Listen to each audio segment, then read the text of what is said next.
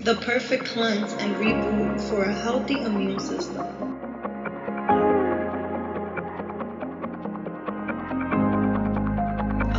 Natural.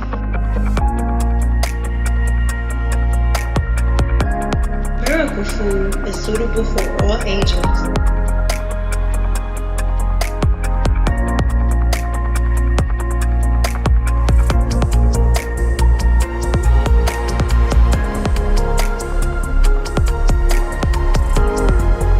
Get your Miracle Food today.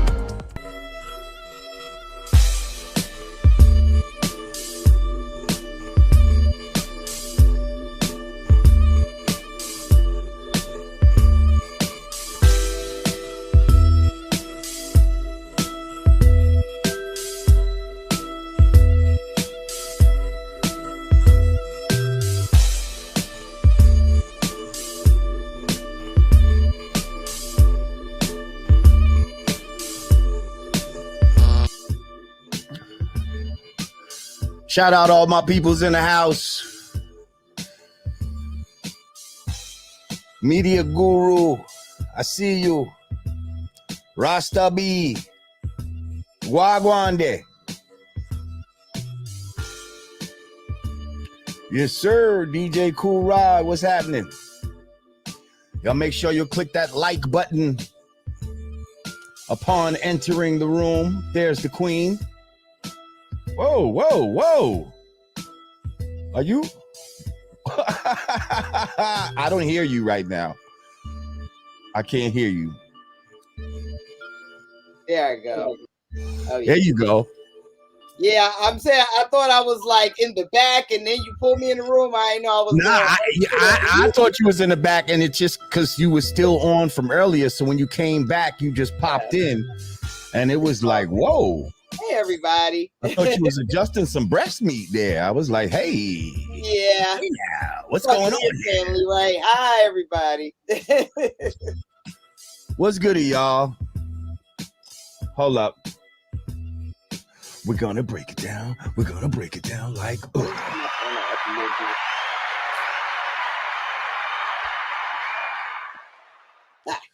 I know somebody was probably like, where's Rod Digger?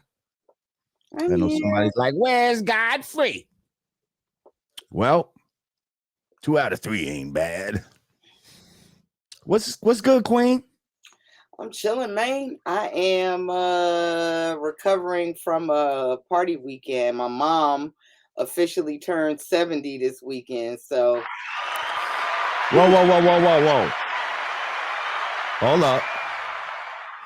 Now, is this another thing we have in common? I think we talked about this. Either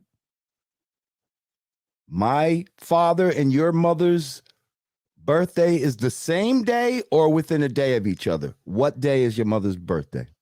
October 3rd. God damn it. That's my father's birthday. Really? Yes. Yes. Oh, wow.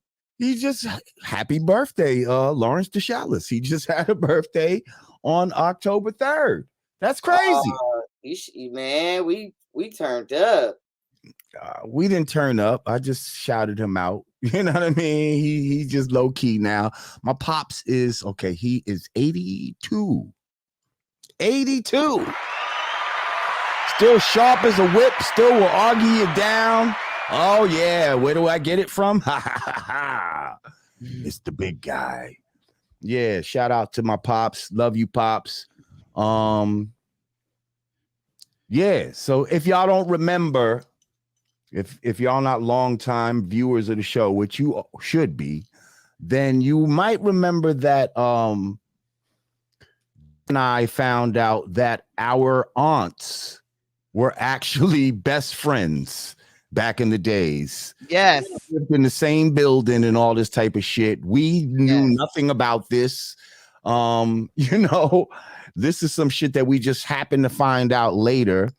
Rest in peace to both of our aunts, because both of those aunts have since passed away. Yes. Now we're finding out that one of our parents have the same birthday as each other. What's going on, Digger? I don't know, man. We brothers and sisters Yeah, like in it's spirit. it's crazy. It's crazy.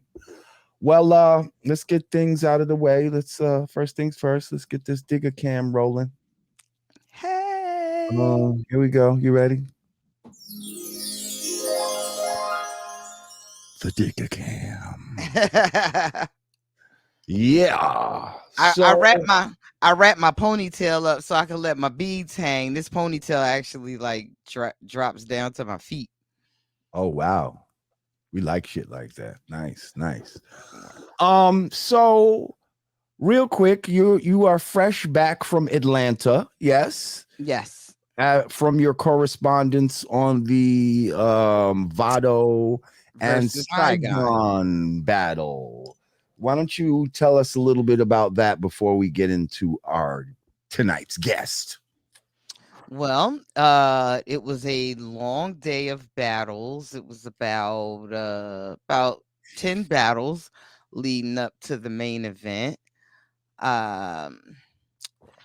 And I would say, damn, I wish I had all of like the names in front of me.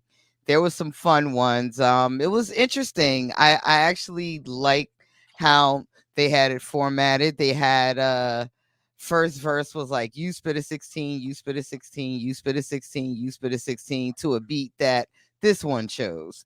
And then same thing again with the beat that this person chose. And then I believe there might have been a third round beat that neither one of them chose, that was just given to them. I think that was originally the format, but then they had them do the third round a cappella, which I'll be honest, prior to the battle, I thought that the battling on beat was going to be better, because that's really, Yeah, right. that's really more like a test of, Tradition. how sharp you are in your wit. But seemingly everyone sound better a cappella, and I don't know if that's because that's what they're used to, if that's because you can, you have that ability to kind of just talk it out and, get in your character bag. But I did enjoy it. And I would say the end of the night, Vado was definitely prepared. He came prepared to battle, and I think he showed everybody that he came prepared to battle. While I would regard Saigon as the better lyricist, I think Saigon, along with everyone else, may have underestimated Vado. And Facto. I think a lot of us did, including myself. I'm not scared to admit it. because I think I was calling you in between rounds, like, yo. Yeah, you were. You were. You was like, yo, Vado is yeah, he came ready. I was like, oh, really? Like that was your first. I told him yesterday because I was on here with Artie Stacks yesterday, and I was telling him that, yeah, your response to that shit was like, yo, Vado may not have been what we thought it was going to be, Right. So good for him, man. I'm glad. Like, first of all, we love an underdog, we love a good underdog story. Right. And I think that, I think you could argue either side, because Saigon definitely, I think is a better MC. But if you're, if you want to take all the factors in totality, performance, clearness, I think Vado was uh a little more simple and sharp. So with that being said, I'm gonna have to call this person back. With that being said, hip hop won. Bronx. Right. It was like Bronx versus Harlem. Pick a side. Now this was a step up. This was better than like a Fredro Keith Murray situation. Yes. Absolutely. No, both I think both artists clearly, took it more serious, and they probably got those memos that, hey, this is, And I this ain't love gonna be Fredro and that. Keith Murray, but that was just a lackluster battle, brothers. Like, you know what I mean? If I'm gonna keep it real with my brothers, that wasn't, it just wasn't happening. Well, I think even with that battle, it's a little unfair to Fredro, because I think Fredro took it very seriously. Right. I think Keith may have gotten a little too saucy prior to the battle, and it just didn't turn out well. Love them both. Love them both. Word. Oh, and real quick, I'm sorry, I didn't mean to cut you off. Did you were talking about your mother's birthday. Shout out to Mama Digger. First of all, happy birthday, Mama Digger. Y'all were jamming and stuff like that. Anything Yes, worth mentioning? You we took were her to a jamming. strip club. What the hell did you do? Oh, no, no, no, no, no. I threw a little surprise party. I got all of the family over, and we were all poolside. Uh and she thought we were like just going. My godmother, whom I haven't seen, in years and years and years, 'cause she's been living in California our whole life. She popped up and visited my mom, and she thought we were going out to Olive Garden for lunch. And then I said, "Oh, let me show you around the premises, but before we go." And I made my mom get out the car. My mother like, "Well, I gotta go. I don't feel like walking in. I'm hungry. I'm ready to get to eat." I'm just like, "Oh, come on, Mom." And as I'm giving her a tour, uh, as we approach, like, the family sitting there waiting, it's like she's looking like, uh and then everybody just like, "Surprise!" So she was so surprised, she just starts boohooing immediately. And Oh, and then I ended the night with I made a video compilation of all of her friends and family, old co-workers, uh her barbershop buddies, like all her peoples, gave one nice long happy birthday, different birthday videos. And it ended up, I got so many videos, it ended up being like almost 15 minutes long, and it ended with a nice little montage of her and my dad in their younger years and stuff. Happy 77 decades. And uh no. yeah, it was nice. It was really nice. And I know, like, my mom, she hasn't, she's not really getting out as much like she used to. So that was a nice way of just kind of, reconnecting her with everybody. So a little cute and corny, but my daughter came to town. Troy came to town. Shouts out Trouble Shout T. out to Troy. I had just talked to Troy the other day when you put him on the phone. I was like, damn, I just thought about it. I was like, damn, I miss Troy. I used to see Troy like all the fucking time, like every week. And then you just ain't Yeah. seen somebody in a while. And it's like, oh shit, yeah, Troy. Like, yeah, shout out my man Troy. That's that dude. Well, look, listen, I'm glad you enjoyed yourself. I'm glad Mama Digger. Shout out Danny. Thank you, Danny. He said, "My Shouts Digger, out happy Schizo. birthday."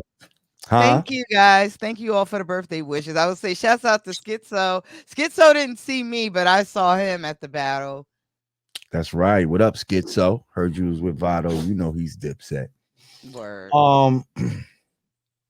So yeah, listen, with no further ado, man, I want to bring my brother on right about now. Legendary fucking hip hop figure. Man,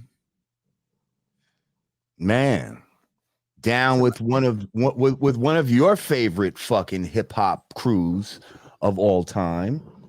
I'm sure this man has a lot of fucking stories that he can tell, and god damn it, we're gonna try to get some of them out of him today. Because I know some shit happened on the road that I'd like to hear about. Anyway, you can find him right about now on LL Cool J's Rock the Bells Radio with Godcast alum Roxanne Shante. And he's got a new book coming out called The Symphony 2. Ladies and gentlemen, my brother Vaughn Lee, but better known to y'all as Cutmaster Cool V. Woo-hoo!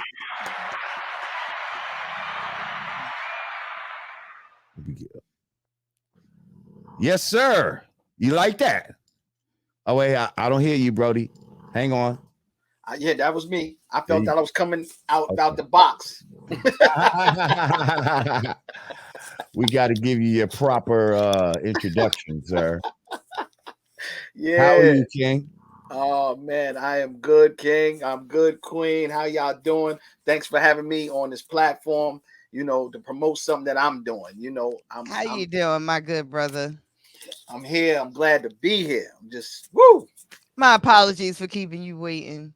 No. Listen, I wait on queens all the time. So I know what time it is. I was telling Jamar, I said, listen, we get focused on the task at hand and they get focused on the whole gamut of things. So we got to appreciate our queens when they take their time and do what they got to do. That's right. That's right. And he's used to working with, an official diva, okay, on the everyday tip, well, like I said, which is the Queen Roxanne Shante. Yeah. Shout out to Roxanne Shante.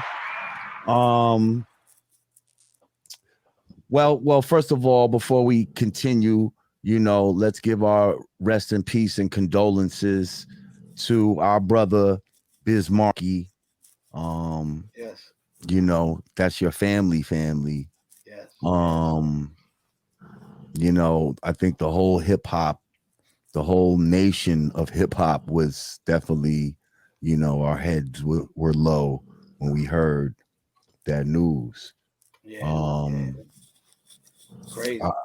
I'm sorry I couldn't get out to the funeral, but my brother Grand Poobah was there as a representative. Yes. And he said it was beautiful. He said it was a great service. We made sure we sent him off the way that he would be right, touching. He would want that funny way. Yeah.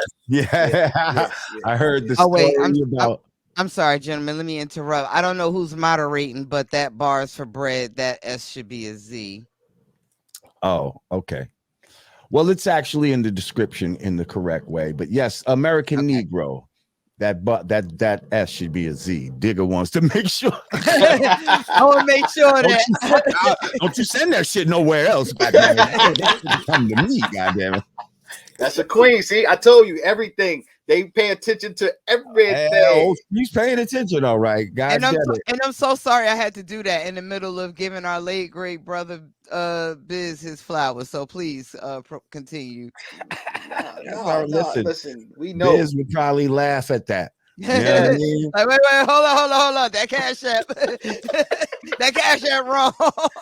Because if there's one thing that I know about Biz is that he was a funny motherfucker. Like you know what I mean? Like he just enjoyed humor and he didn't take himself too seriously, and he enjoyed his life, man. He enjoyed his life. Like people want to feel sad.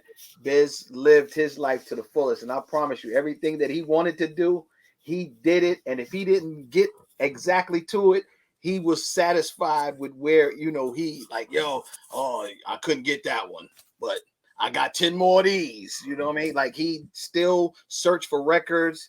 Yeah, I mean, I took, I'm the taker of that picture, nigga, right? We had fun that day, and listen, Biz lived full of life, and I think that if everyone could live the life that Biz lived, we would all just say, listen. Shante is in the comments. Hey, what's up, Shante? She said, and you know how I knew it was her? Because she said She said, "Fix that Cash App, please believe it." That's right. You know, Shantae come with the "please believe it." That's how I knew it was really her with the "please believe it" on the end. I was like, "Is somebody in here trying to pretend they Shantae?" Nah, hell no, that's Roxanne Shantae. Shout out Hail to the queen. All hail the queen. Yes, indeed. Yes, indeed. Shit, if she wants, go ahead and forward her the damn link. I don't know if she's ready, but you know, if she wants to come on right now, she could. But anyway, so what we were just saying, oh, y'all were just talking about a picture with Biz and all that. All right, so listen, I kind of want to, before we get to, you know, what you came to promote and all that, I want to go back to the beginning. You know what I mean? I want to go back to early Biz, early Cutmaster Cool V.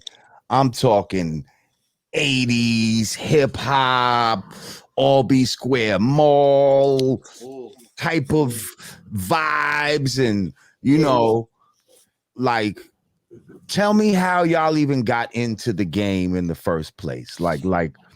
Well, hey, to be honest with you, Biz lied us all into the game. Like, you know, we had talent, but Biz made our talent to those that didn't know us. You don't know who that is? You don't know who that is? That's such and such. You know, and like I said, man, he just, me, Kane, and Swan, he just promoted us so well, you know. So when that moniker, the rap promoter, came, Biz was the rap promoter. That was Kane's rhyme, but Biz was the rap promoter. I'm the rap promoter. Okay. Yeah.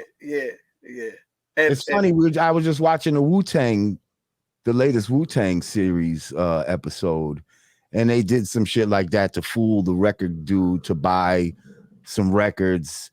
They were in the record store, and then like a couple of them were like, "Yo, that's that Wu-Tang shit right there." Like, you know what I mean? Like, that's that hot shit. But it was Ghost and Ray doing it. You know what I mean? Like, and the record nigga didn't know, so he ended up buying some shit or whatever. So it's kind of, and I didn't see it yet, Jamar. Well, that's all I told you. God damn it! Spoiling it. Yeah. Oh man, I didn't tell him about the part when Nah, I'm just playing. Yeah, we just did interview RZA like maybe the day before yesterday. Man, listen, big shout to the Wu-Tang saga. The Wu-Tang is one of those crews that I think that every hip hopper, every rapper, every person in the industry loves one or all of them. You know, like, you have to have a Wu-Tang member that you love and respect, because it's just so many of them, but they came with so many styles, the concept, everything, man. Big shout to RZA, the whole Wu, and that TV series, because it's dope. I'll be watching it too. Yo, real talk. There was a time amongst the women where we would gauge like how a dude was based on his favorite Wu-Tang member. So if his favorite member was Method Man, you knew, okay, he a pretty boy. If his favorite member was Raekwon, it's like, he on his drug dealing shit. If your favorite was member Ghost, you're like, oh Ghost, shit. This he's a crazy. wild, yeah. He's a wild boy. He's a wild boy. If your favorite member was Jesus, like, you're a philosopher. Yeah, I think very deeply. Yeah, that is what we ladies were doing with the men back then. Yeah, well, hey, see, I didn't know that, but that's good knowledge to understand, because I know how I felt about them when I saw them. Like, it was just like, wow. And if your favorite was Old Dirty, run. Run for the hills. Oh man. So let me ask you, when did you start DJing? How did you get into it? Well, I started DJing. My father was a DJ, my uncles were DJs. Oh. So in 78, I did my first birthday party, house party. I wasn't a DJ. And my father wasn't living with me at the time. I didn't have no equipment, but I had a hi-fi and an 8-track, and I really held that party down. I borrowed records from my man in the projects. I had some records, and the first record I bought was Bootzilla by Bootsy Collins. And I did that party, and it just inspired me to want to be a DJ. My uncle was moving around doing DJ gigs and all of that. So now I started collecting records. So 78 was the bug. 79, I was full-fledged doing parties. Mm. Yeah. And how are you and Biz related? Me and Biz is related by my family out in Long Island. So Biz is from Long Island, but he's from Harlem, by the way, he's from Harlem, but he lived in Long Island. So Biz stayed in Long Island around my family and all of that. And, I stayed in Long Island with my family. So when I would go out there, Biz, it's the family, but we're not blood related. And I brought Biz to Jersey. He was going on some hard times. So I brought him to Jersey, and he came to live in Jersey with me. So I brought him out here, and the rest is history. That's when we started the music and getting it together. So the focus stayed on what we was doing.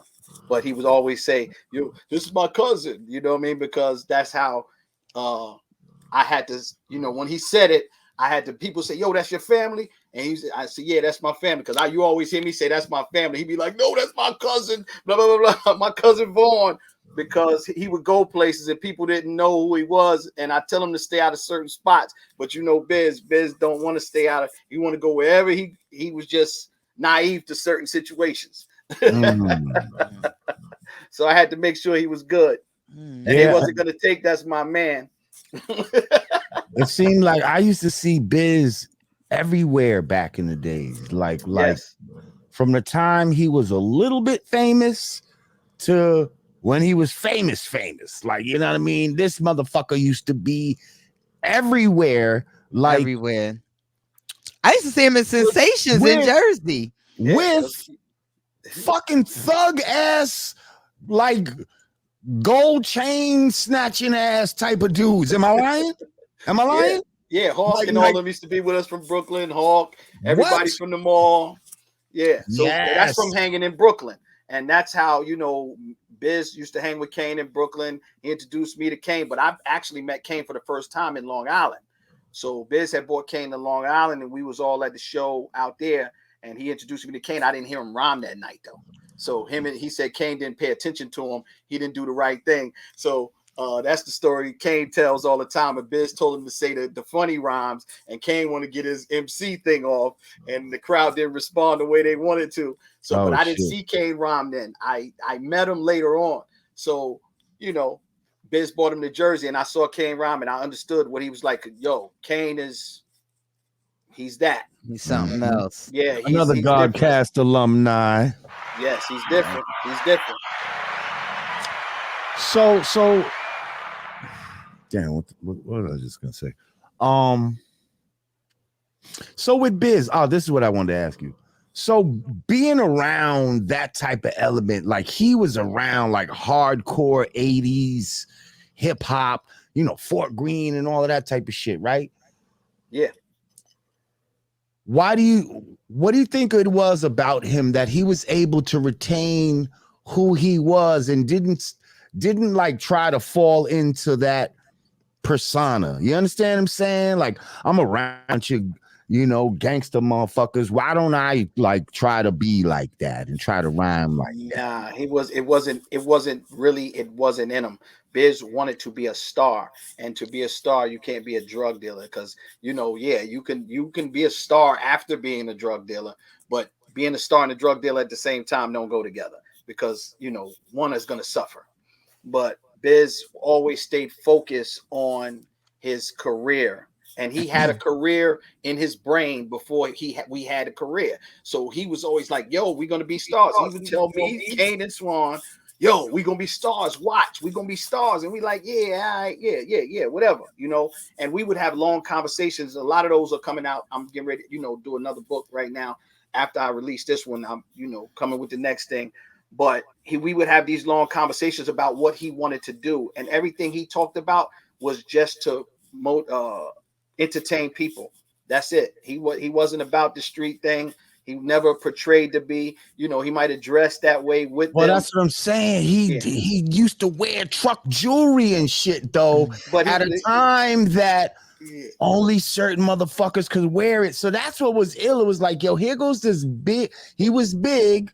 but he was funny. You could tell that he wasn't gonna necessarily harm you, but if you fucked with him, the people that he was with, you know what I mean? That was the message that I got, and that's why he was able to wear the type of shit he was wearing, and he had the big ass, you know what I mean, Biz fucking script, which I feel like he was the first one to have that, and the one later on, I believe, a lot of people with it. But Biz went and got that. You remember Big Chuck used to have it uptown that LL used to be with. Chuck had the big joint.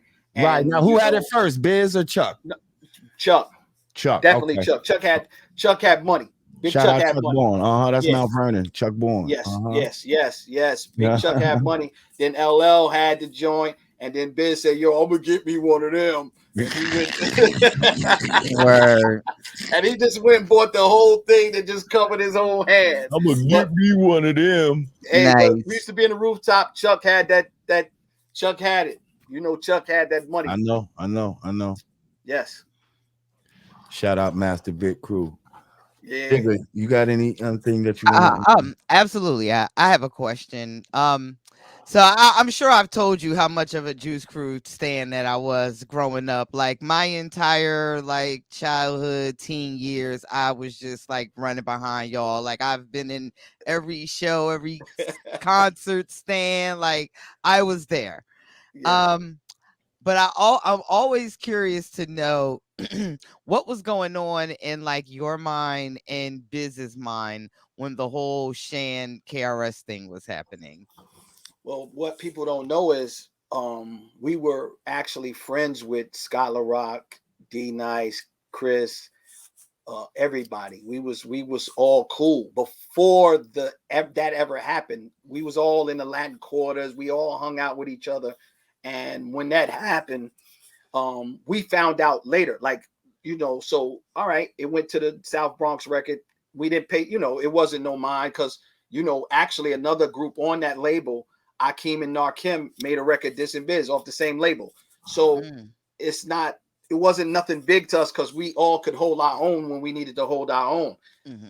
Now, when the thing happened the first time, we was like, boom. But the second time we heard the bridge is over, we all in the limo together. We had like 2 limos. So we get out the limo and say, yo, what?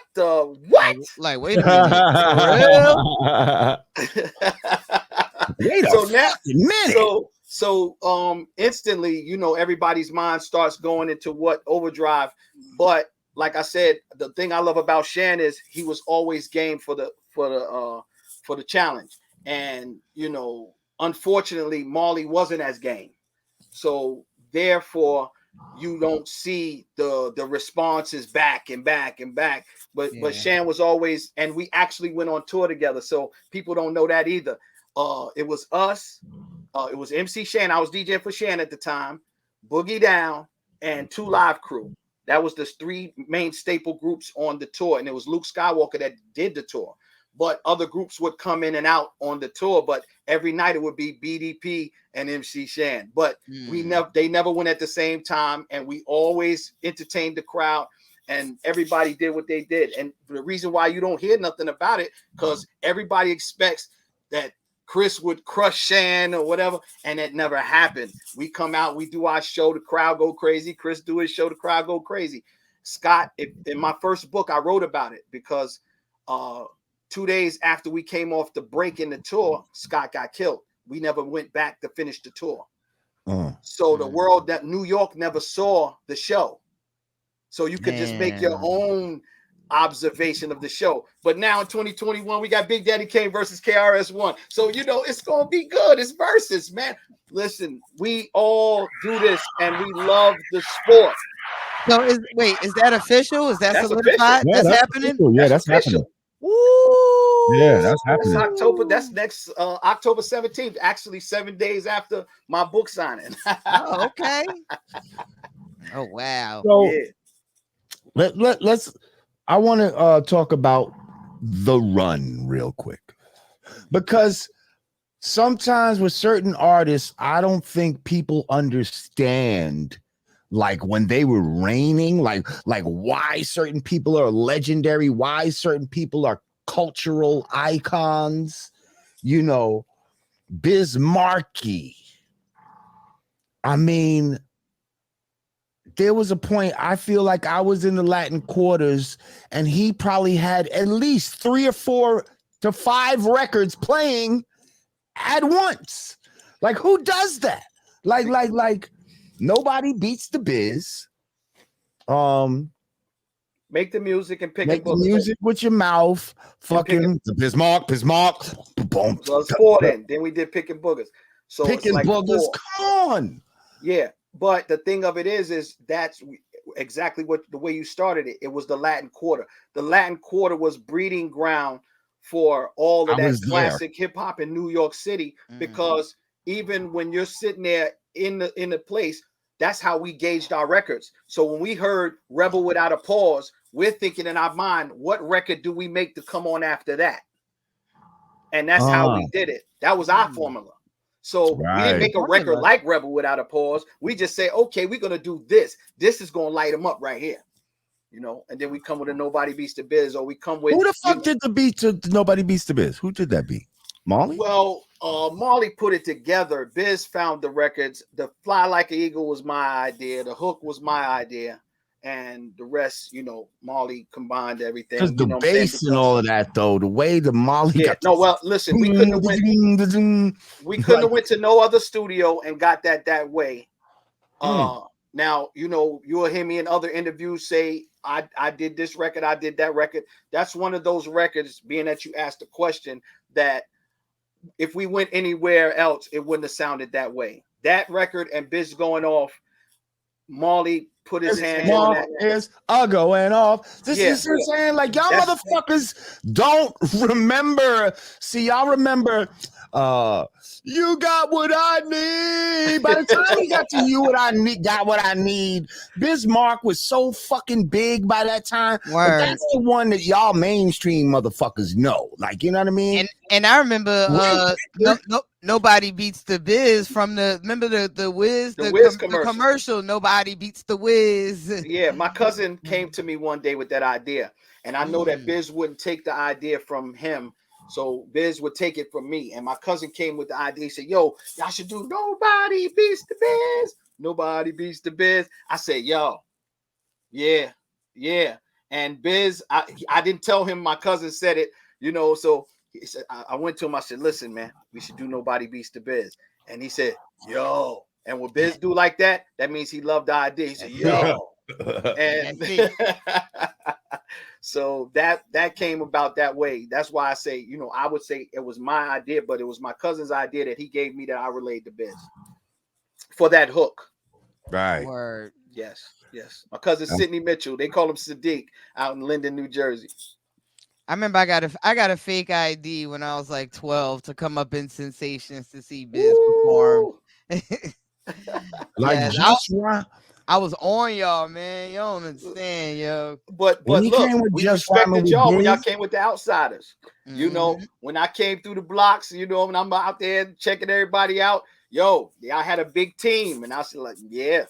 See, I was older then, but I was on y'all heels from a youngin'. But yeah, you know, anytime, because we looked at y'all like we didn't feel like at that time we didn't feel like it was too many rappers that were like really focused on punchlines. Like we felt like Jersey was coining punchlines, you know, like Redman at the helm, but we recognized that the Juice Crew was doing that shit, like Kane and you know, specifically Kane and G-Rap. G-Rap is like my godfather of rap. So you know, we always, you know, we always got you know, had the love for y'all. So totally understand. And likewise, and when you say Red, I mean Biz loved Redman so much. Like he would, like when he first heard Redman, he was like, yo. And that's one thing that Biz had. When he heard an MC, he knew that they had it. Like when he heard Kane, he told me about Kane. like I told you, he introduced me to him, but I didn't hear him rhyme. No, you got to hear him though. He didn't do what he was supposed to do tonight, but you got to hear Kane. And when I heard Kane, I was like, I understand what you're talking about. And with Redman, we all met Redman around the same time. But when Biz heard him, he was like, yo, you heard what he just said? Did you hear what he just said? And they both kind of characters like that. Like they're both like, you know, foolhardy people like that. Yeah. You can Tame, tell. you know, Redman would always tell us about Tame. Yo, you got to hit Tame. You got to hit Tame. You got to hit Tame. We heard Tame, but Biz just loved Red's punchlines. He just loved his metaphors. He would go pick them up. They would go ride around and do shows and everything. And Red performed with us a couple times. He just loved Red, man. He just loved You could tell that Biz was like a true lover of hip hop.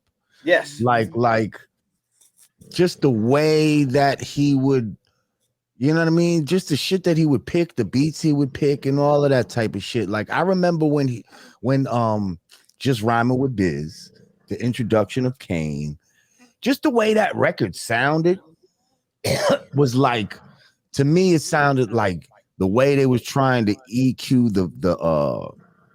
the mics was trying to be reminiscent of like some old school hip hop shit. Like, and it was the old mic. I thought that was dope as fuck. I was like, yo, listen to that fucking, you know, that distorted fucking mic. That shit sound crazy. Like, yo, that shit was so. It was just a handheld mic. It was a real handheld mic. It wasn't sounded like a handheld mic. That's what it was. Man, that shit was so hard, bro. That shit was, oh man. Yeah. I love that shit. But then I see video, like I just the other day see video of Biz, like he had a flyer collection. You know what I mean? Like the old school flyer collection, fucking Mike and Dave parties. Hold up. Let me tell you something. Biz father, Biz Pops had a flyer collect, like not just flyers. He had like memorabilia, like any book, like scrapbook that we were in, he collected that, and Biz took it and put it at his house, and I'm like, yo, why did you take it from your pops? You know, but he gave it to him. I like Biz just wanted to have everything, and Biz collect flies from wherever we went. Yeah, I know Biz was a big collector of old school hip hop tape, Cold Crush tapes, and Zulu Nation tapes and shit like that. Like he just loved fucking hip hop, and it really showed. And another thing I was gonna say, like, you know, Old Dirty says, you know, I'm the old dirty bastard because there's no father to my style. But really, if you think about it, Biz Markie kind of would be the father to an old dirty style, in the sense of like just the freedom to just not give a fuck, to rhyme 1 minute, to sing the next minute, to fucking, you know what I mean? To just be yourself in a ill and feel ill without trying to actually be the illest rapper. Yeah, I mean, although they might think they're the illest rapper in their mind, but no one's necessarily was looking at them like you know, like a Nas or a Rakim, or you understand what I'm saying? I hear everything you're saying. I mean, I understand where you're coming from, but even with Biz and Old Dirty, we was always talking about making a record together. We could never get it to go like get together and really accomplish the record. We would be on the phone talking, yo, we gonna do it like this, we gonna do it like that. That would have been Biz great. And Buster, the same thing. Like we trying to get the record done. And you know, Biz wants his way. He wants the record to go his way. And Busta wanted the record to go his way. Old Dirty, the same way. They are all individuals. They, even though they are similar, but they very different ways of approaching it. And like right. I tell the story about Busta and Biz. Like we in the studio getting ready to make it. I'm like, finally, we got the record going. So the record that we talking about that Busta didn't get on was The Funk Is Back. So that's on the third album, maybe on the third album we made, the All Samples Cleared album. So we got The Funk Is Back. So Large Professor there, we all there. We got the joint going. It's moving. Buster writing a style. He like, yo, how you like this? Right? And Biz is doing his vocals, right? So he said, Biz, let me get on that shit. Stop playing. Right? So Biz said, no, Buster, I got another beat for you. We're gonna do another beat. Let me just do this one, and then we're gonna do the other beat. Buster said, no, you try to save all the good shit for yourself. If you don't let me get on that beat, I'm not doing none of that shit. He said, you big head motherfucker. You had a Long Island standoff. Yeah, needless to say, we've never made the record. And it's a record never happened. Boo. But I do have some records that I got a whole album full of Biz that I haven't released yet. I mean, I was just gonna ask you, are there, I got. Do you have unreleased things that now would you try to put something together like with different artists? Like, would you call upon different artists and just, I guess, to kind of, that would help stretch it out, right? Like one verse and then another artist, and there's a song, one verse and another artist. I would definitely put people that Biz respected and would love to do a record with, and put them in the right place. Because the fourth album I never handed in. So people think the Weekend Warriors our fourth album. That's our fifth album. I never handed in the fourth album because I didn't get paid. So the album is still sitting fully finished, mixed, everything. So I held that album, and Biz went and did the Weekend Warrior, and that ended up on Tommy Boy. So we didn't we never finished. I never put that out. We did finish the album, finished all the way to the end. Yeah, so I would put people on that album, but me and Salam been talking. Salam Remy. Yeah, shouts out Salam Remy. Yeah, me and Salam been talking. We're gonna do something creative. And, tell him don't do me dirty this time. He did me dirty with that last Amy Winehouse, and I was on her wish list of collaboration. Yeah, so hey, listen, I understand, man, because Salam, he just did a remix. He's playing the drums live on this track that he had done with Biz, and it sounds so good, man. I let Biz hear it in the hospital, and Biz, he couldn't even move that much, and he was moving a little bit, and he knew it was funky. So yeah, we definitely gonna do that. Oh man, how long had he been sick? A year and some months. Yeah, so we couldn't even go see him because it was the COVID. They wouldn't allow us in the hospital. So I would get the updates from his wife. Tara always kept me on FaceTime with him, made sure that I saw him and made sure he was all right. Some days he wouldn't talk. He just I said, "You heard me," and so I have those memories. And like I said, man, Biz lives forever, man. Nobody beats the Biz. Nobody beats the Biz. Nobody. Like for real. God bless him. I mean, what had happened? I mean, I don't want to, stay here too long, but diabetes. Right, but I remember like a few months ago, like Twitter had started with he had already passed away, and then everybody had to retract it.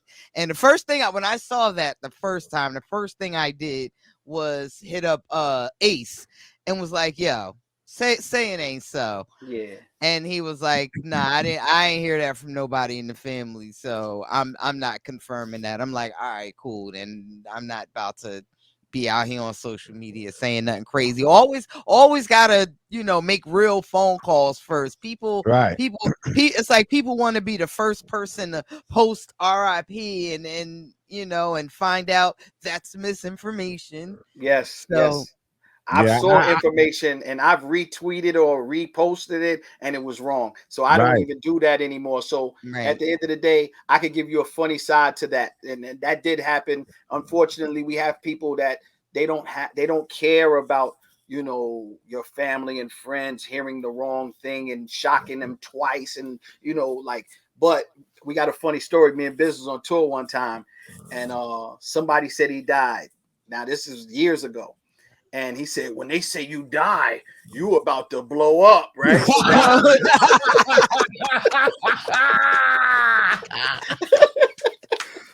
You gonna be top of the trending charts. all the radio stations gonna play your music for the day. Yo, so we on the bus. We on the tour bus. We on Yo Gabba Gabba. Oh and shit! We're on the tour bus, and he said, "Yo, I'm about to be like Michael. I'm being large, right?" So, you know, the people calling on the bus. So everybody's calling, Biz, you all right? You okay? Yeah, I'm okay. What you know? I'm on the road. Vaughn right here with me. Vaughn, ain't I'm all right? I'm like, motherfucker, you talking to him? When you asking me, are you all right? You know what I'm saying? Vaughn, ain't I all right? I'm like, okay, listen. Yeah, so that's hilarious. Now that happened one time. Then it happened another time. And I said, yo, you keep getting lucky like this. Like, you know, and he just was lucky like that. And the last time when it happened, I said, ooh, wait till he hear this. That's going to jar him up out of what he's in right now because he wasn't doing too well. And I said, look, you know, I told his wife, I said, look, you don't know. He said, when they do that, you about to blow up. So tell him they did it again. They told him he died. You know what I mean? So she said, yeah, you know, but it wasn't the same feeling. And unfortunately, you know, weeks after that, it really happened. And I'm like, wow, you know, it's just like you're in the Twilight Zone. You don't really understand. And Biz, like, we used to have the funniest conversations because he said, yo, I can't wait to get up to heaven so we can watch the tapes of our lives, because he would always be in amazement of the things that we were doing at the time we were doing it. He like, nobody will believe this. Nobody would believe we just did this. And I'm like, yeah, they'll believe it. He said, but wait till we see the tapes. We're going to be crying because all of the crying, laughing, not crying in the sense of crying, but looking back at all the funny moments that we had all these laughs and we sitting there just laughing hard. Give me one of those times. Give me one of those times that no one would believe what the fuck we doing right now. One of those times that you think he was talking about. He's already laughing. Like, oh, tell us. I'm on the edge of my seat. All right. This is the first time on the air. I done told people this story, and Biz always told me to tell people this story. So it's not nothing, you know. So for people that thinking I'm just telling the secrets, Biz have told me to tell this story. He always say, tell him, Vaughn, tell him. So we are on the I Love the 90s tour, which is one of the last tours that we've done full length. And we're on the tour with Tretch, everybody, all us, Rob Bass, you know, Whole Naughty, Rob Bass, Montel Jordan, you know, the I Love the 90s crew. Kind of tour that, you know, I'd be mad that Brand Nubian don't be on. I'd be like, why the fuck we don't be on these fucking tours? Crazy, incredible tour, hate right? on the gods. Yeah. So we on a tour. So now we meeting at a date, but we're catching a connected flight in Minneapolis. Now, when I don't see Biz, that means he done took a direct, you know. So now I'm catching the thing. So me, Rob, and all us, DJ Cool, we sitting there waiting for the plane. So they boarding the plane. I don't see Biz. Biz don't miss planes like that. So I'm sitting on the plane.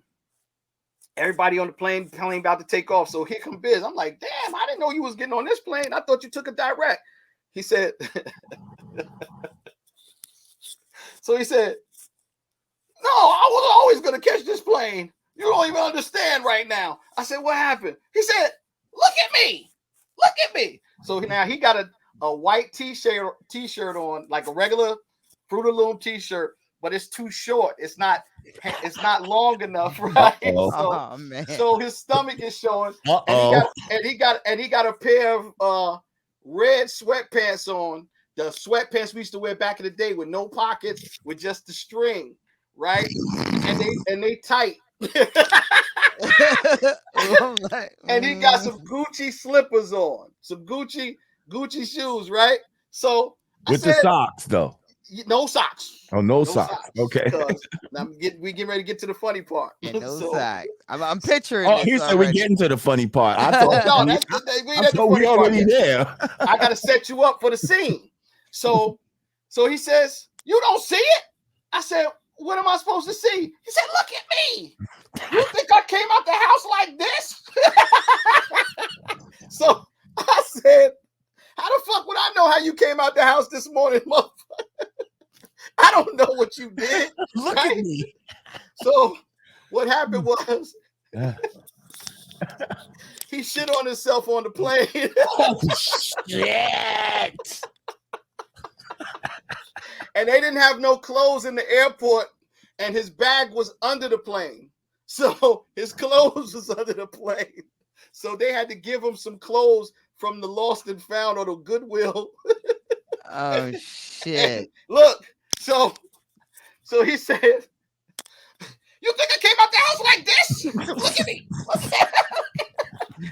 You wouldn't be, the lady wouldn't let me in the bathroom. I had to go to the bathroom, and the lady, she cut me. Oh, Said that's she cut terrible. me. Oh, she shit. went to the bathroom. She wouldn't let him go. He was trying to go. He said, no, I gotta go. I gotta go. And he said it just went everywhere. He said, I just stood there. Oh, shit. I was gonna say, how did he shit himself?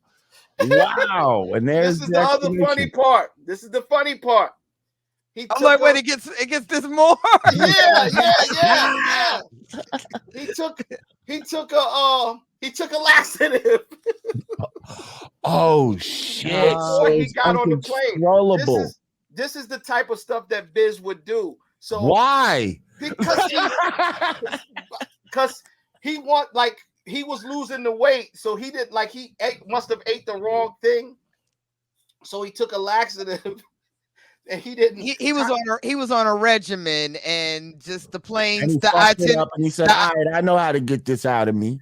The itinerary. He didn't time it right, and his timing was off, and he almost missed the connected flight. But he made the connected flight, so now it still get funnier than this, right? So he sits in the row. This is the gift that keeps on giving. Go ahead. Right. So he sat in another row with people, right? And I guess he didn't shitted. Yeah, I guess he didn't get all the residue off, right? So he's smelling like shit. So he smelled like shit in a confined space. Yeah, so I'm over here, I'm asleep. So when I wake up on the plane, like Biz was in a full row. When I wake up on the plane, Biz was in a row by himself.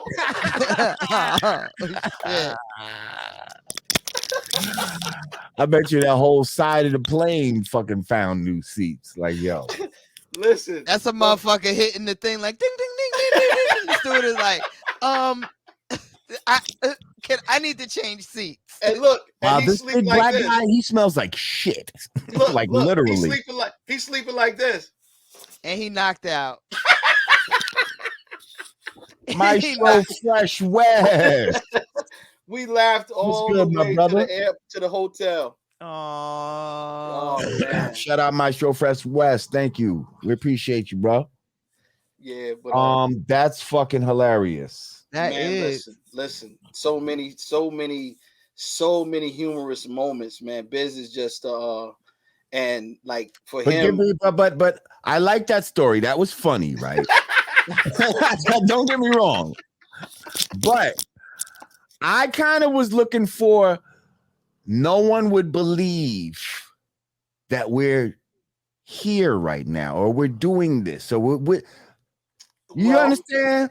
Yeah, like okay. Give me like an odd combination. Like y'all was at such and such crib. No one would ever believe Biz was at I don't know, Martha's. Now fuck Martha. Oh yeah, no. Shit like somebody's crib, somebody else's crib. We at Diana Ross' crib.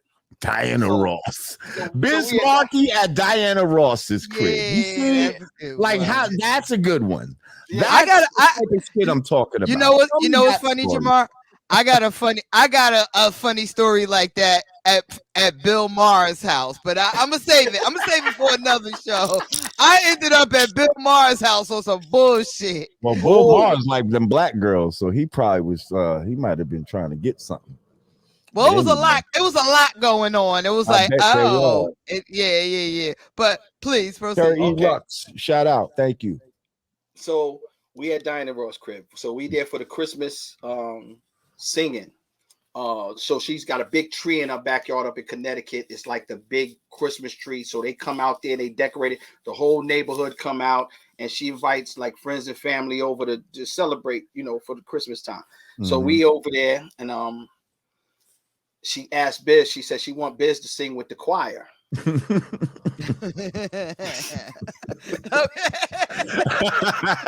already getting funny.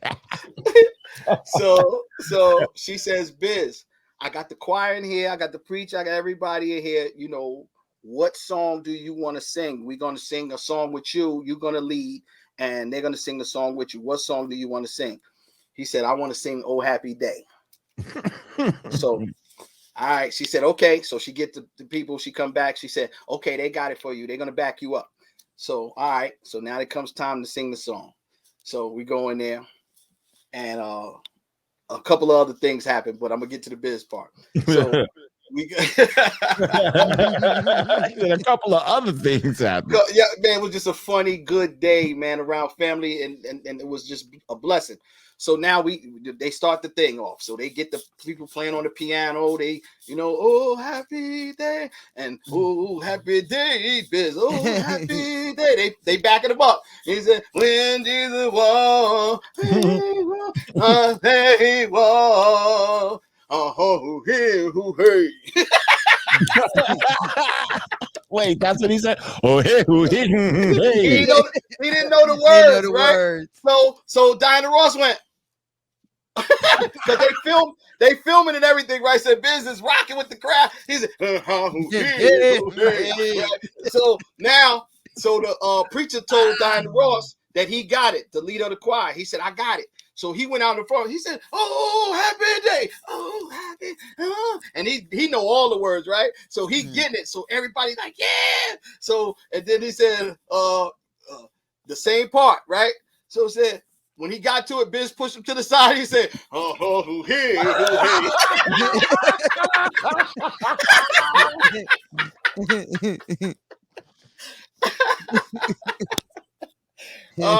Biz would not let nobody beat him at anything. That's I'm thinking. I said, Biz ain't gonna let this preacher show him up. Look, you push him to the side like this. He said, oh, hey.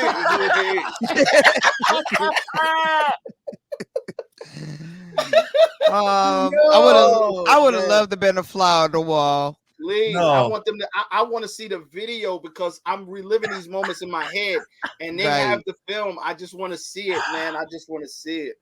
You know, Tracy, everybody was there. It was a beautiful, you know, but everybody had fun. We was laughing, and then we partied after. Obviously, I'm glad that I trusted my intuition. Okay. That story right there. Like, you knew it was a story. I knew there was something else. Like, don't just give me a standard fucking story. No, but that story that I gave you first is one of the last stories that Biz told me to tell people. He said, tell him, Vaughn, you tell him, you know how you tell him. No, I shouldn't on myself. Yeah, he didn't, any other time something like that happened, he want to keep it under grips, but that time he just wanted me to tell that story, so I'm telling the story. Okay, well, shit, I love both stories. They were that's a great stories. I know what type of stories you talk about, Jamar. Like Prince whooping your ass in basketball and high heels. Right, right. Like no one would ever believe this. Oh, well, we had those too. We played the Booyah Tribe in basketball at the Beastie Boys house. Oh, shit. Yeah, like we had all kinds of stories. Wow. Like yeah. See, now you see all of those. That's what he was talking about. I can't wait now to who see won? the real. Now who won? We won. Okay. Okay. They might say something different. We won. Now let me just say another thing about Biz, right? That I remember from back in the days, you know, because I used to be everywhere. Whatchamacallit, Sha Rock, shout out to Sha Rock. She coined the phrase on our show, or at least she's the first one that I heard say it, a nomadic b-boy. That's what I feel like I was, like a nomadic b-boy, because I just used to be everywhere, like all boroughs. You could catch me everywhere, right? So I remember being in Harlem back in the days, right? And this is when I really knew that, God damn, this hip-hop shit was real. I'm on 125th, and I seen Biz and I feel like he had one or two bad joints with him. They was bad, and I was just like, that's hip hop. That's hip hop at work right there. That's hip hop at work right there. Because come on, I'm gonna keep it real. I don't know if Biz would have been getting girls like that if he wasn't famous like that. I was like, this guy. Well, you gotta go. Maybe gotta do it like this. You gotta do it like this. Listen. You know, I mean, they was bad. I was like, oh, I gotta take some credit for that because I gave Biz the technique before. You know, when I gave him the technique, he executed the technique full-fledged, and that was before he was a star. So he was hitting, you know, he was doing all right for himself before we got large with records. Before he was large, so because you was the cool, smooth nigga with the braids and all that shit, right? So you had your shit. I had girls way before braids. You had that braid shit going on back in the days. Yeah, girls way before records. Yeah. Yeah. So same here. Yes, you see what I'm saying? The braids, so but girls his technique was seasoned. By the time he was going to 125th, when you saw him, he had a seasoned technique. Yeah, well, he was using it back, but now you on the radio and you got jewelry and you riding in cars and it helps. That's another thing. Let's talk about real quick. Biz was a businessman. Like Biz had some businesses shit going on before a lot of rappers had shit like that going on. Am I right or left? I don't know what you're talking about. I can't co-sign until you expose your hand. Well, no, you know, from what I know, he went down south and he might have had, I don't know, some businesses, like some I don't know. I thought I heard he had some restaurants or some shit like that. He was doing. It seemed like Biz was just always good. Well, Biz was good, you know, like, and a lot of people that we know, great friends of ours, they own establishments and they allowed Biz to, run freely. Okay. He was putting his entrepreneurial skills to work early, while most rappers were just focused on being the best rappers. He was thinking outside of the box. Well, Biz is that safe to say? Yeah, you could say Biz always thought outside of the box. So he always, he would be around people that he tried to put himself around people that had great minds. He would do that. Yeah. So listen, let's talk about your book. Let's talk about your books and your latest book, The Symphony 2. Symphony 2. I need that. Cool B. Now, what exactly is this your third book? Even though this is my third book. It's the follow-up to the Symphony, which was my bestseller. It's still selling. It won't stop. I can't keep them in. It keeps going. That's the gift that keeps on giving, and it's actually the book that opened my eyes to this book world. I didn't know that I had things that people would want to read about, stories that people would want to hear. So that book opened me up. But this book right now is the follow-up to that, and the reason behind it was I didn't see value in myself, so I didn't want to write about me. So I wrote about people that inspired me. So the Symphony was 18 people that inspired me to be who I am, do what I do, and how I watched, observed them, and changed my thing up and adjusted my thing. And the Symphony 2 is just a follow-up to the Symphony 1. It's 18 different people. So even in this book, I have groups. So I have, so it's like I watched it and I said, okay. Me being from Jersey, watching Naughty come up, that come up for me was incredible because I saw them before they ever made a record, and they just took it to levels that, man, like I witnessed it. So as much as I love to say that the Furious 5 sparked me in this game, which they did, because that super rapping changed my life. Oh man, super rapping. It changed my life. So I said, yo, I want some MCs rhyming for me like Flash got those MCs.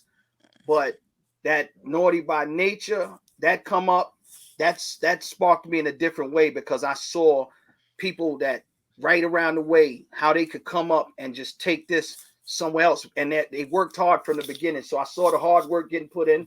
So that's where I looked at it and I said, wow, that got to be the best come up I've seen. Witnessed, and I've witnessed a lot of them, but that was incredible. You ain't told no lies. Latifah is that for me. Yes, Like, you know, La. Yeah, and when you see La now, like it's like, okay, I didn't know La before she made a record, though. You know what I'm saying? Like I was there when she first made the joint. I used to be with 45 King when he did the first record with her. But Naughty, I knew them before they got on wax. You know, like, wow, crazy. But beautiful all the way around. Flavor Unit in general, everything. You know, that movement, the Jersey movement, like I said, Digga, we watched it. You know what I'm saying? So we saw y'all coming, and it was a beautiful thing. The Fugees, everybody, man. Because you know, we're looking at hip hop from a different eye. You know, we respect everything that's going on across the water. You know, and many people don't know I'm from Jersey. So I'm looking at it different. So those lights in now New York, we claim you, we claim you, and we claim Shantae. Even though we know Shantae Queens, we claim her as a Newark native. Yeah, she's been in Newark longer than she's been in Queens, but she's from the bridge. I mean, right.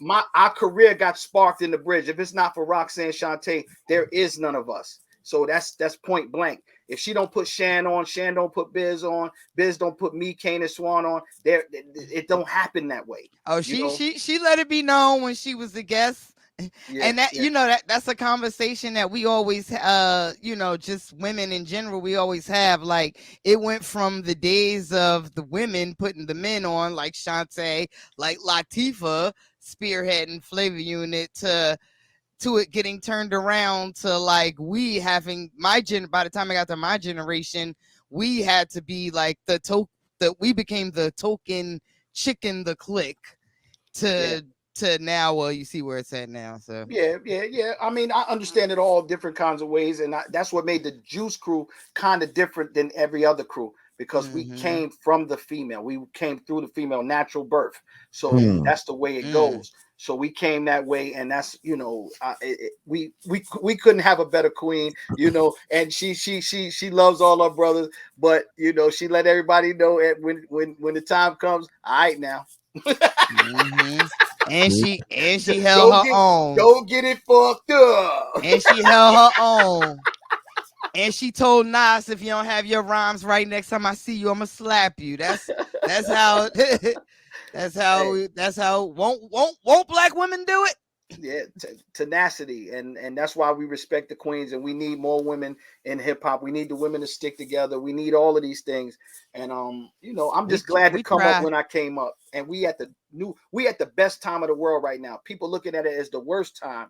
We're actually at the best time, because the creativity is at an all-time high right now. You could see creativity everywhere, coming from all angles, and that's where entertainment, that's where music, that's where it thrives at, when the creativity can get out to the masses. Right on. You know, I wish we had more. Creativity got to be good too, though. It's got to be combined. There's great. I love Jamar. Because there's sometimes we could just be creative for creative sake, and I've seen creative crap out there. You know, got you, and no doubt, you're absolutely right. So but not just about creativity. In our time, there was way more whack than there is now. It just wasn't identified. You wouldn't hear it on the radio. You couldn't go see it on the internet. It was way more whack in the 80s. There was a lot of whack. A lot of whack stuff in the 80s that people acting like the 80s just produced all of these. Yeah. We didn't fuck with it. And some of the shit that was whack did make its way onto the radio. And we used to be like, what the fuck? But shout out Bashan. We used to could regulate the whack, though. Yes, we could throw the whack off the stage. We could physically pick the whack up and throw them off the stage. I was there when that happened. Yeah, I was there. I was there at that party. I hear all of that, and I understand exactly where y'all coming from. But we're in an age of information. We're at the age where you could put a song out at the press of a button. So we didn't have that ability. Imagine if we had that ability. Some of us might not be living right now. We'd have OD'd. We would have just been. We didn't know enough. Everything happens properly at its right time. So these artists right now, all we got to do is embrace some of them and give them a little bit of knowledge that they don't have. so it could help them get to the next part, and they're gonna be all right. No, I'm my beef is never with the artist though, because I feel like, you know, anyone should have the right to attempt, you know, to make a better way for themselves. I just wish that we had more of a grip on the overseeing of it, like the regulating of it. I feel like it's now so far gone that we can't, you know, we don't have the power to say, no, guys, not like, nah, in real life, you should not be paying attention to that. You should not be calling that hip hop. Like, we just don't have that power anymore. And that's where I think it's crazy. But we do, because we don't. Yes, we do. Because you don't have to listen, you don't have to support, you know, but you know, if you don't like something, you can just turn the channel. We have the ability to listen to whatever we want to listen to now. We didn't have that. No, then. We can. And that's why all I listen to is Rock the Bells radio. No, we can. But when you're trying to but when you're trying to educate the next generation and lead them down the path of righteousness, you know, that's an uphill battle. And Digger, you know, we done been at the schools together. We done been there, you know, showing the younger ones, you know, and we just got to do more of that and get more of us doing it. Like doing the things that we're doing right now. Now, we're actually time capsuling our stories and our history and stuff. And then I want to, you know, I want this to get the same views that this segment right here should get the same views as the Breakfast Club talking about Will and Jada. Like, that's what I'm talking about. You know what I mean? Now, I'm with you. What I wanted to say was, first of all, yes. So all I do is listen to fucking Sirius Radio. Seriously. I tease Jamar all the time. Right. I tease Jamar all the time. He be picking me up. I'm like, damn, where's Jamar? I can hear down the street, rocket to the beat. I'm like, yeah, there goes Jamar. It's coming from that way. Hey, it gives us that moment though. It's a breath of fresh air that gives us that moment. And me and Shantae, we have a nice day every day. Literally, we do more laughing offline than we do on the show, because we sit there and we have fun every day. And I'm telling you right now, with all the trauma that I've been going through the last 4 years, Shantae is the biggest blessing that I could have around me every day right now, because she held me down through all of it. And even though she's actually going through everything I'm going through, because she's going through it with me. You know what I'm saying? Like, yo, my family's her family's my family. So when I'm going through family stuff, she's going through it. We lose Biz. I don't just lose Biz. She loses Biz too. Mm-hmm. You know what I'm saying? Like, yo, it was a time when her and Biz were sharing sandwiches on the road. So that nobody could take that memory away from her, and how she allowed Biz to share her platform. But she always shared her platform with all of us. And we all been on the road with Shani. So Shani's on tour, we on tour. And we have to start getting back to that. Like, yo, you on tour, bring your people on tour that could add. I ain't talking about bringing your tour people that just gonna stand on stage and act like something. But if somebody's gonna add to the show, bring them.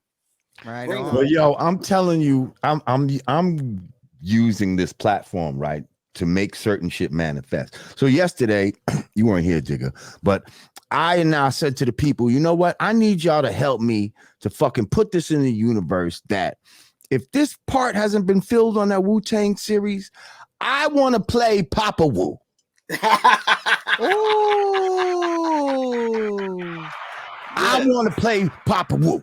Oh, and you got the knowledge, you know what I mean? And you know who he is. Yes. Come on, yes. I used to rock with Freedom. Freedom was on my album. So anyway, I want to play Papa Wu. Now here's another thing we're gonna put in the air right now. You, sir, and Roxanne Shantae, if you're still in the chat, we need to talk to LL Cool J about the Godcast getting a morning show on motherfucking Rock the Bells Radio.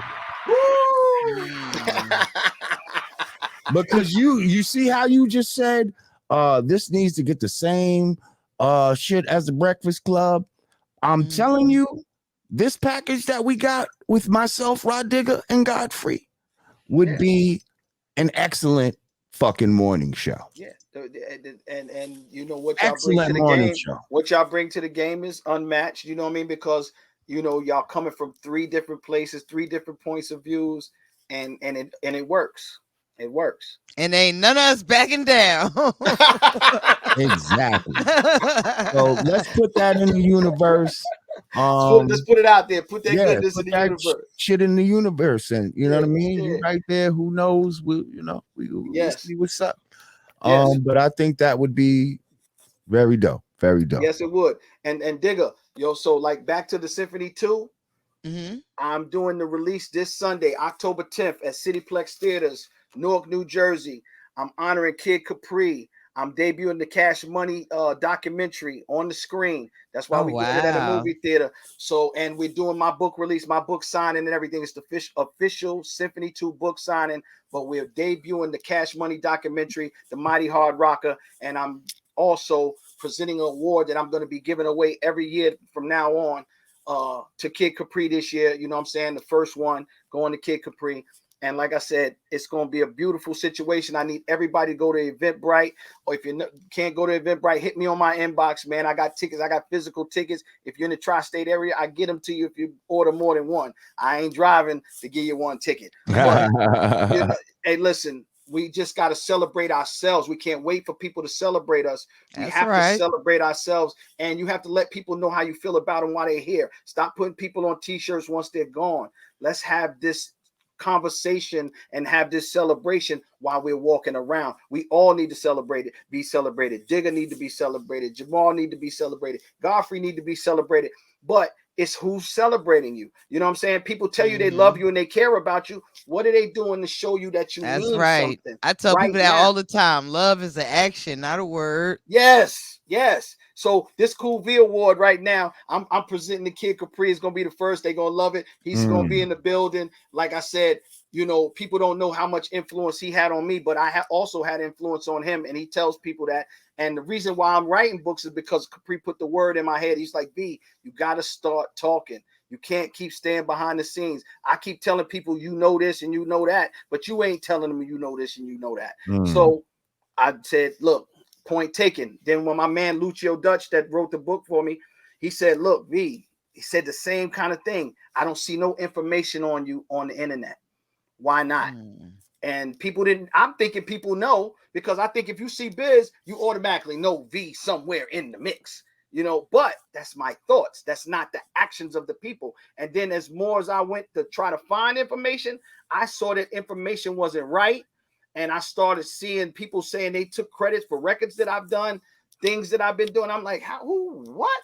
How, where did that information come from? And it's the lies on the internet. And some people just think what they think, they put it out there, and other people believe what they thought. And it's not the person's fault for thinking that, because like Capri said, I never said the story. I never told anybody I did records that my name ain't on. I got a whole bunch of records my name ain't on. I figured as many records that got my name on it, but it's records that have my name on it that people are taking credit for. So I'm sitting there like, whoa, come on, man. Like, see, and that's why I brought up the, you know, what I said before. What concerns me is how, you know, we don't have control over the proper information that's getting out there. Like our culture, I mean, it's beyond whitewashed. It's like, it's just not ours anymore. Like my fear is 100 years from now, you know, when people go to Google hip hop, you know, when people go to Google Nas, you're not going to hear about Nasir Jones anymore. You're going to hear about Nas X. You're going to, you know, you're not going to, you know what I'm saying? Like, you're not going to, and these are the things that I feel like are happening in real time right now. And we can't be so complacent and just trust that if you know, you know, you got the, you know, the Google is your friend. Like, we can't just take for granted that people are going to do that knowledge. Yes. So even with that, this is my second book right here. DJ Cool V Never Sleeps, right? It's DJ Cool V Never Sleeps. Hold that up again. Let me see. DJ Cool V Never Sleeps. Oh, that's like the It's like the album, diabolical. Diabolical Biz Never Sleeps. So I didn't make any money off the record. I make money off the book. You can't tell me I didn't make it because I'm gonna tell you how it was made. Now, if you want to know, you buy the book. People could say whatever they want to say. This is actual factual, and it's written. It's the scrolls. The scrolls are never gonna go nowhere. It's written.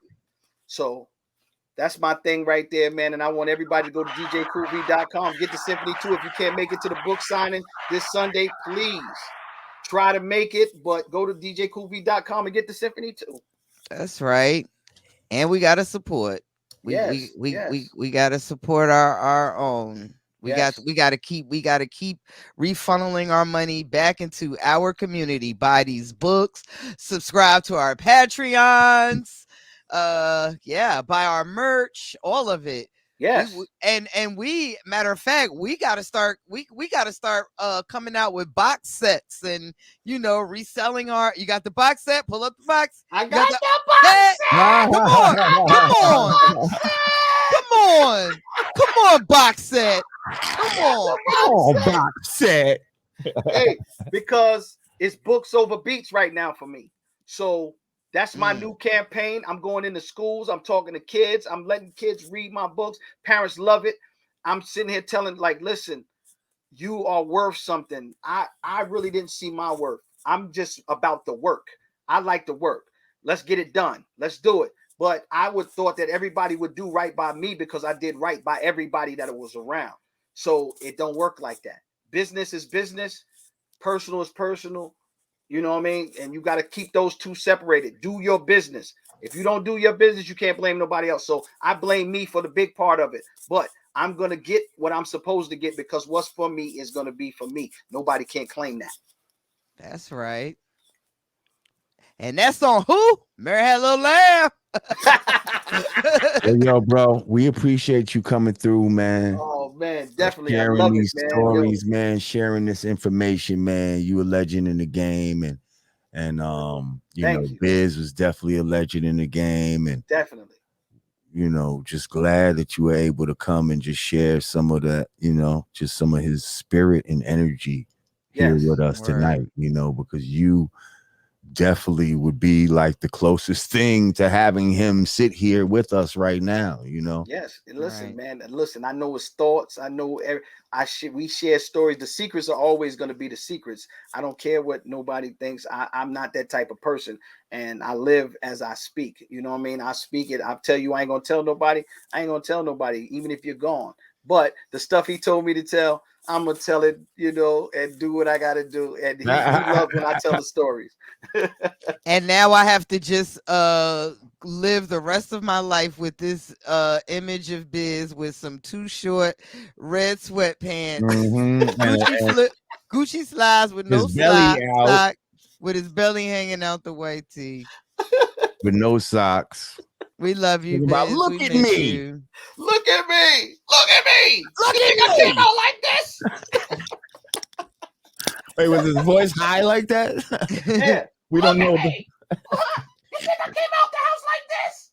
I said, I don't know how the fuck you came out the house, man. I don't know.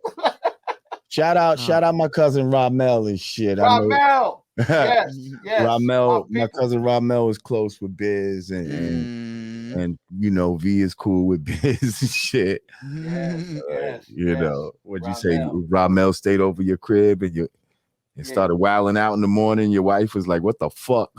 like yo, we sleep in the bed and Rod's out there arguing like he got somebody in the house arguing with him in the house, but he on the phone like, yeah, what? Hey, who we talking to? That's that blood, baby. That's that blood. Hey, AV, do you still communicate with TJ Swan? Yes, I do. Yes, nice. I do. How's he doing? Swan, keep you laughing. Like, listen, me and Swan, when I call Swan, I gotta have like a 3-hour window. So it's not gonna like when I get on the phone with Swan, it's gonna be a 3-hour call, never less than 2. I could imagine some of the stories. Yes, man. And I bet you he's got a lot of broad reminisce stories. Oh my god! Because if you were singing like that back then, that was your roommate. Oh, I know y'all was. You got Mr. Braids and Mr. fucking Falsetto, whatever the fuck he was doing. Shit. My house is the Albee Square Yeah, Mall. My house is the Albee Square Mall. Nigga. Like, Make the what? music with your mouth is. Why don't you come up to my room, girl? You probably Look, singing he shit was like my that. roommate with Biz and my roommate with Shan. Yeah, so y'all got story. That's probably That's why we get on the phone. It'd be 2 hours. That's Godcast late night. We're gonna have a Godcast late night talks. That's Patreon exclusive conversation. You got to pay for that. That's OnlyFans. Swan Convo that might be OnlyFans. Swan Convo is way different than mine, and he had me laughing. He'd be like, "Yo, B, you remember when we?" I'd be like, "Oh, fam, like, I'm bro, on a different path now, man." Wait, was a gas mask ever required for the vapors? Oh, yeah. Because there was a lot of vapors going on when the vapors was out. Like the vapors was real. Vapors was definitely real, and that the vapors actually came about when we were on tour. That was the idea. That was my terminology, and it was Biz's idea to make it a record. Yeah, so she got the vapors. Yeah. Like Biz was trying to talk to these girls at the mall, and I told him, I said, "Don't worry, they'll catch the vapors later." And his eyes lit up. He would have those moments, like when. What you say? What you say? I said, "Yo, they catch the vapors later." He's like, "I'm gonna make a record about that. I'm gonna make a record about that." And then he goes and tell Kane, "Yo, write me a record about us trying to get on, and we, you know what I mean?" And that shit just worked out. So that's Biz's idea to make it a record. It's my terminology, and it's Kane's pen at its finest. It's just like so. Wait, hang on, real quick. Now, see, well, Biz wasn't the first one, but like it seems that Biz didn't care about people writing his rhymes type of shit. You understand? Yes, he did. He loved the way Kane wrote. People didn't write rhymes for Biz in the beginning. He just bit people's rhymes that he liked. You know what I'm saying? Like Kane actually penned rhymes that Biz told him to style. Biz would tell him structure the record. We always had our own ideas. So on our first album, it says produced by Marley Marl, written by Big Daddy Kane, the first copies. And I said, damn, they just look like they just had an album waiting for us, and we just on the back cover like, ah. And, you know, they changed it, but they didn't give me my credit on the first album. But it's all good. But they did give Biz the credit, arranged and written. So, but, you know, Kane just knew Biz so well. Like, he could articulate Biz better than anybody that's ever wrote for Biz. And it's a couple people that wrote for Biz. I know everybody that wrote songs for Biz. But Kane, by far, his pen that's why Kane is going to go down as one of the greatest. He didn't only write hits for himself. He wrote hits for Biz at the same time, simultaneously. And others. Yeah, and others. Simultaneously while he's doing his own career. Right. And put his own stuff together. For somebody else. Yeah. It's hard. Yeah. But you know, I know what you were where you were going, Jamar. Like I don't think that with like in the case of Biz, like we like Biz more as a character, like he and the fact that it wasn't a secret that Kane was writing for him. Like I wouldn't even consider Kane a ghostwriter. He was just his writer, like because it wasn't a secret. Now it was a crew. Right.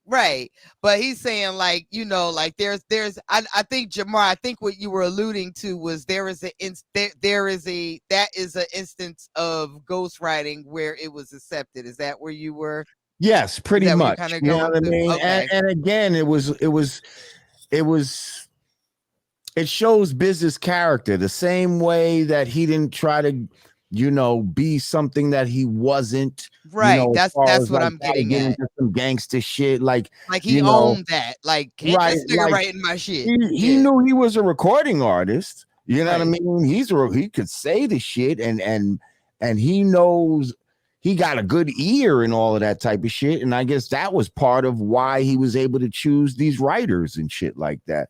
Yeah. So there's a certain credit that has to be given for that in itself. But he wasn't going to fool himself and be like, yo, I could write a hit I'm record stepping as in the good as this battle, guy. or Like, you I'm know what I stepping mean? in the Like, Oh no, now I'm gonna Biz let would him battle. do it. Biz would battle. Don't get it messed no. up. Oh Biz yeah, would- because he could freestyle. He could. yeah, He Biz was go real off the good at dome. freestyling. But you can't when you making an album, you can't like and on our second album, Biz actually tried to do records off the head. And I'm sitting there like, no. Thank Because you, Papa Didas. on the first album, my DJ record, Biz did off the head. I said, Biz, you're not going to be able to top that. That's your best work. We're not going that route no more. You got that off, and I'm going to let that one live because he has never to this day wrote a record off the head the way he did my DJ record. That's off the head totally. No pen, no paper. The only thing that he put on the paper was, I'm going to make this brief like about 30 seconds. My DJ gets all of his respect in. And after that, he just went super crazy blended, so it can sound groovy, and it can only be the mother Cutmaster groovy. I'm like, yo, you did it, but right, but let's not get crazy. Yeah, and he used to get mad at me for recording them, and I'm sitting there, Biz, we're not doing it off the head. So that's why the Just the Friends and all these records come off because they're written, and you know you had to sit down, we had to make records, and Biz when Kane left, and went on, we missed him. We missed Kane because Biz's ideas and Kane's pen, unstoppable. Yeah. Word. Oh man, this was a fucking history lesson, man. Thank you, brother. Hey, once again, man. Man, I'm gonna share it with you, man. Thank y'all for having me. Thank y'all for helping me promote this book. I need everybody to go to djcoolv.com. If you can't make it to the book signing this Sunday, October 10th, Cityplex Theaters, Newark, New Jersey. We're doing the symphony book release. We're honoring Kid Capri, and we're debuting the Cash Money documentary on the screen. So the book price, the book price is in the admission. So you get a free book when you come through. Everything, it's all good. And now tomorrow I'm going to post my picture. I wasn't trying to clout chase when everybody else was doing it. Now it feels right. Like no, it was right when it happened. It was right when it happened. I said, all right, let me get I took that joy. So, and I actually saw that a couple days. So for you to get that this week, the vibe was already there. The energy. To find it yesterday, to get you on the show tonight, like now it feels right in my spirit to post. Definitely. Word. Thank y'all for having me. Love y'all, man. Peace, Queen. Peace, King. You too, V. Peace. All right. Peace. Ladies and gentlemen, Cutmaster Cool V. Legend. Hey. All right. What up, though? What up? That was dope. Yeah. That was dope. It's a lot of shit going on in the world, man. I mean, I ain't about to hold us for another 2 hours, but in the not so distant future, we gonna have to talk about Cash App and PayPal and all of these other systems of payment now starting to 1099 people. Oh yeah. Really? Oh yeah. Wow. Oh yeah. We got to talk about this government announcing that they running out of cash. Shit. Yeah. Well, I see it's not in all states, but yeah, you about to start getting 1099 for some shit. The government talking about they running out of cash. Yeah. It's things going on. We'll be back. Yeah, I'm about to say I ain't even about to, it's 10 o'clock. We're not even gonna start that conversation. What am I gonna say? Y'all remember some years ago everybody went running to the mall kiosk to the cash for gold kiosk. Gold is on the rise now. Folks then gave all they gold back for pennies. Well, listen, we living in crazy times, I'll tell you, and for sure. I think preparedness is your best bet in a lot of fields. November 6th. Woke up this morning. November 6th, we are doing a Rappers with Rifles retreat.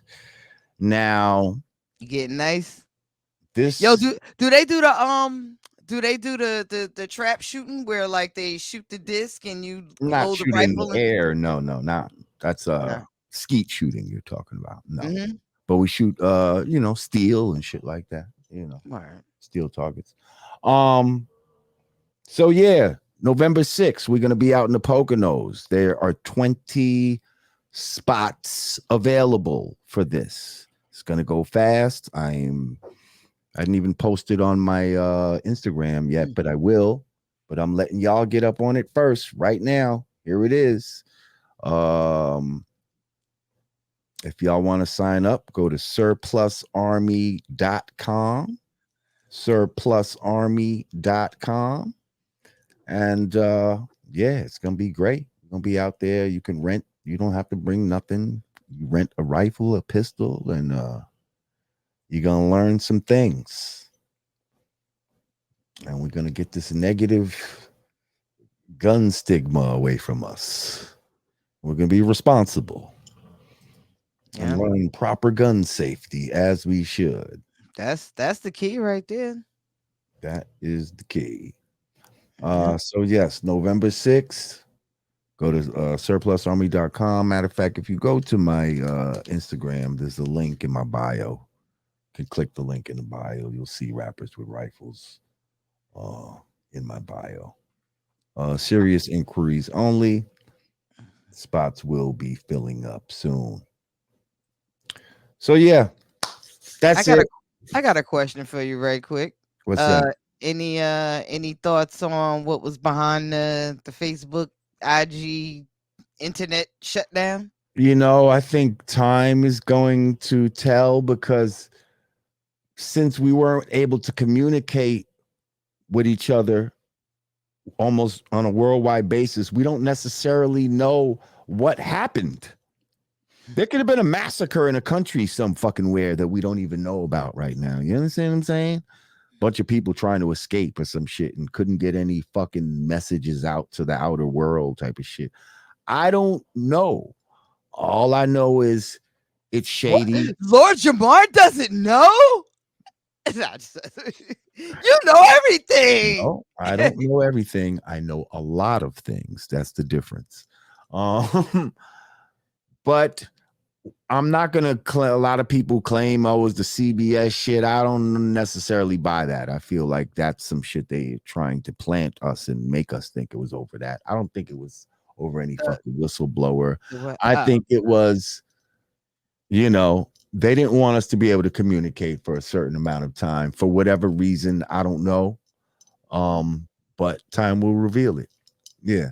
But it wasn't just, I'll tell you what I do know is that it wasn't just some arbitrary outage.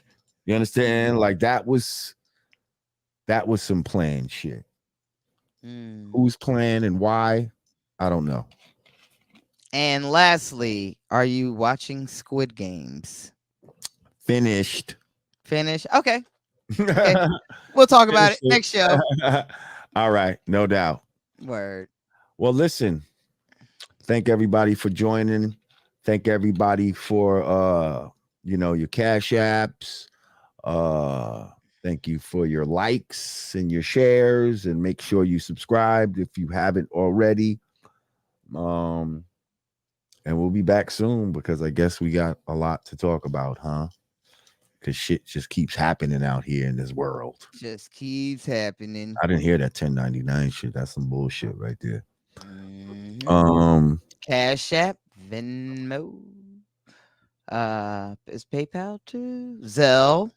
And mind you, remember, these were supposed to be some friends and family things. These are just friends and family sending money to each other. Yeah. I think I did some digging though. I think the Cash App may be the Cash App for business. I got to do more research before I speak on it. But yeah, I saw Cash App, Zelle, 1099 all in the same sentence.